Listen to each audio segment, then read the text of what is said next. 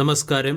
Heavy weight സ്റ്റോക്കുകളായ Reliance Industries, HDFC bank തുടങ്ങിയ സ്റ്റോക്കുകളിൽ വന്ന ബൈയിങ് ഇൻട്രസ്റ്റ് മൂലം ഇന്ന് ഇന്ത്യൻ മാർക്കറ്റ് പോസിറ്റീവ് സൈഡിൽ ക്ലോസിംഗ് നൽകുകയും നിഫ്റ്റി 0.83% ഉയർന്ന് 25,683 ക്ലോസിംഗ് നൽകുകയും ചെയ്തു.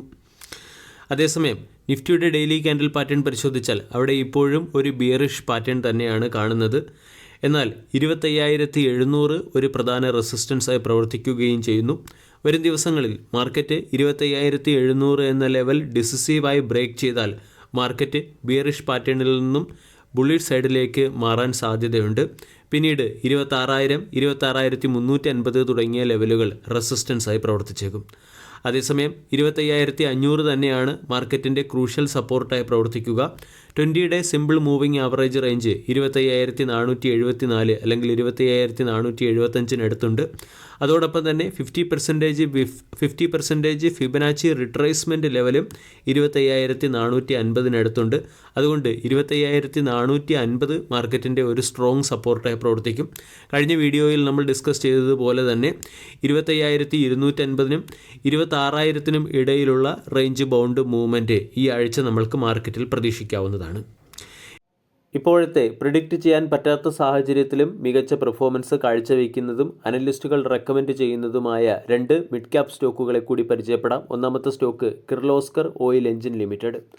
കിർലോസ്കർ ഓയിൽ എഞ്ചിൻ ലിമിറ്റഡ് 1,410 രൂപയ്ക്ക് അടുത്ത് ട്രേഡ് ചെയ്യുന്നു. ഇന്നത്തെ ട്രേഡിംഗ് സെഷനിലും സ്റ്റോക്ക് 2.18% ഉയർന്നു. ഡേറ്റാ സെൻറ്ററുകൾക്കുള്ള ഡിമാൻഡ് വർദ്ധിക്കുന്നതനുസരിച്ച് ഹൈ ഹോഴ്സ് പവർ എഞ്ചിനുള്ള ഡിമാൻഡ് വർദ്ധിക്കുകയാണ്. അതിൻ്റെ benefit Kirloskar oil engine limited എന്ന കമ്പനിക്ക് ലഭിക്കുന്നുമുണ്ട്. കിർലോസ്കർ ഓയിൽ എഞ്ചിൻ ലിമിറ്റഡ് എന്ന കമ്പനി പവർ ജനറേഷൻ സെഗ്മെൻറ്റിലെ ഒരു കമ്പനിയാണ്. പവർ ജനറേഷൻ സെഗ്മെൻറ്റിലുള്ള ഡിമാൻഡ് വർദ്ധിക്കുന്നതനുസരിച്ച് സ്റ്റോക്കിൻ്റെ പെർഫോമൻസും കമ്പനിയുടെ പെർഫോമൻസും വർദ്ധിക്കുന്നു. കൂടാതെ എക്സ്പോർട്ട് മാർക്കറ്റിലും കമ്പനി മികച്ച പെർഫോമൻസാണ് കാഴ്ചവെക്കുന്നത്. റീസെൻ്റ്ലി കിർലോസ്കർ ഓയിൽ എഞ്ചിൻ ലിമിറ്റഡിൻ്റെ ക്വാർട്ടർലി റിസൾട്ട് പുറത്തു വന്നിരുന്നു. ക്വാർട്ടർലി റിസൾട്ടിൽ കമ്പനിയുടെ നെറ്റ് പ്രോഫിറ്റ് ഇയർ ഓൺ ഇയറിൽ 56% വർദ്ധിച്ച് 71 കോടിയിൽ നിന്ന് 111 കോടിയിലേക്ക് എത്തുകയും റവന്യൂ ഫ്രം ഓപ്പറേഷൻ 30% വർദ്ധിച്ച് 1,449 കോടിയിൽ നിന്നും 1,872 കോടിയിലേക്ക് എത്തുകയും ചെയ്തു. കൂടാതെ സെഗ്മെൻറ്റ് വൈസ് പെർഫോമൻസ് നോക്കുകയാണെങ്കിൽ B2B സെഗ്മെൻറ്റിൽ കമ്പനിയുടെ റവന്യൂ 35.93% ഇയർ ഓൺ ഇയറിൽ വർദ്ധിച്ചു. B2C സെഗ്മെൻറ്റിലുള്ള കമ്പനിയുടെ റവന്യൂ 18.42% വർദ്ധിച്ച് 210 കോടിയിൽ നിന്നും 249 കോടിയിലേക്ക് എത്തുകയും ചെയ്തു. കമ്പനിയുടെ എബിറ്റ 31% ഇയർ ഓൺ ഇയറിൽ വർദ്ധിച്ച് 251 കോടിയിൽ നിന്നും 333 കോടിയിലേക്ക് എത്തുകയും എബിറ്റ മാർജിൻ 17.4% നിന്നും 17.7% എത്തുകയും ചെയ്തു. ക്വാർട്ടർലി റിസൾട്ടിനോടനുബന്ധിച്ച് 2 രൂപ പെർ ഷെയർ എന്ന റേറ്റിൽ കമ്പനി ഡിവിഡൻഡും പ്രഖ്യാപിച്ചിട്ടുണ്ട്. കൂടാതെ കമ്പനിയുടെ ക്വാർട്ടർലി റിസൾട്ടിൻ്റെ ഹിസ്റ്ററി നമ്മൾ പരിശോധിച്ചാൽ highest ever quarter sales report ചെയ്ത ഒരു ക്വാർട്ടറായി മാറിയിട്ടുണ്ട് Q3. കൂടാതെ കമ്പനിയുടെ ക്വാർട്ടർ ടു ക്വാർട്ടറിലുള്ള ഗ്രോത്ത് 35% ഇയർ ഓൺ ഇയറിൽ വർദ്ധിക്കുകയും ചെയ്തു. 20,000 കോടി രൂപയുടെ മാർക്കറ്റ് ക്യാപ്പുള്ള ഒരു സ്റ്റോക്ക് കൂടിയാണ് കിർലോസ്കർ ഓയിൽ എഞ്ചിൻ ലിമിറ്റഡ്. ഇനി കിർലോസ്കർ ഓയിൽ എഞ്ചിൻ ലിമിറ്റഡിൻ്റെ ടെക്നിക്കൽ അനാലിസിസ് അല്ലെങ്കിൽ ഈ കമ്പനിയുടെ ചാർട്ട് പാറ്റേൺ നമ്മൾ പരിശോധിക്കുകയാണെങ്കിൽ ഹയർ ഹൈ ഹയർ ലോ രീതിയിലുള്ള അപ് ട്രെൻഡിലാണ് സ്റ്റോക്ക് ഇപ്പോൾ.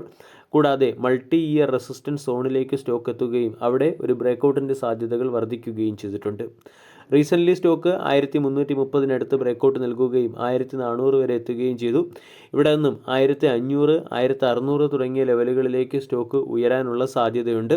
അതോടൊപ്പം തന്നെ RSIയും മൊമൻറ്റം ഇൻഡിക്കേറ്റേഴ്സും ബുളിഷ് ട്രെൻഡിൻ്റെ സൂചനകൾ തന്നെയാണ് നൽകുന്നത്. വരുന്ന കുറച്ച് ആഴ്ചകൾക്കുള്ളിൽ സ്റ്റോക്ക് 1,550, 1,600 തുടങ്ങിയ ലെവലുകളിലേക്ക് എത്താൻ സാധ്യതയുണ്ടെന്നാണ് അനലിസ്റ്റുകൾ പറയുന്നത്. അതുപോലെ തന്നെ അൺപ്രഡിക്റ്റബിൾ മാർക്കറ്റിൽ സ്ട്രോങ് ബൈയിങ് മൊമെൻറ്റം കാഴ്ചവെക്കുന്ന മറ്റൊരു സ്റ്റോക്ക് അസ്ട്രൽ ലിമിറ്റഡ് ആണ്. അസ്ട്രൽ ഇന്ന് 3% ഉയർന്ന് 1,643 അടുത്തെത്തി. ഏകദേശം 52 വീക്ക് ഹൈക്ക് അടുത്തേക്ക് സ്റ്റോക്ക് എത്തിയിട്ടുണ്ടെങ്കിലും സ്റ്റോക്കിൻ്റെ ടെക്നിക്കൽ അനാലിസിസിലേക്ക് കടക്കുകയാണെങ്കിൽ അവിടെ ബോട്ടം ലെവലിൽ ഒരു സ്ട്രോങ് ബേസ് ഫോം ചെയ്ത് സ്റ്റോക്ക് ഹയർ സൈഡിലേക്ക് നീങ്ങാൻ ശ്രമിക്കുകയാണെന്ന് നമ്മൾക്ക് മനസ്സിലാക്കാൻ സാധിക്കും. അസ്ട്രലിൻ്റെ ക്വാർട്ടർലി റിസൾട്ടിലും കമ്പനിയുടെ പെർഫോമൻസ് മികച്ചതാണ്. ഫിനാൻഷ്യൽ പെർഫോമൻസ് നോക്കുകയാണെങ്കിൽ 5,641 കോടിയിൽ നിന്നും 5,832 കോടിയിലേക്ക് കമ്പനിയുടെ റവന്യൂ ഉയരുകയും നെറ്റ് പ്രോഫിറ്റ് 545 കോടിയിൽ നിന്നും 518 കോടിയിലേക്ക് എത്തുകയും ചെയ്തിട്ടുണ്ട്.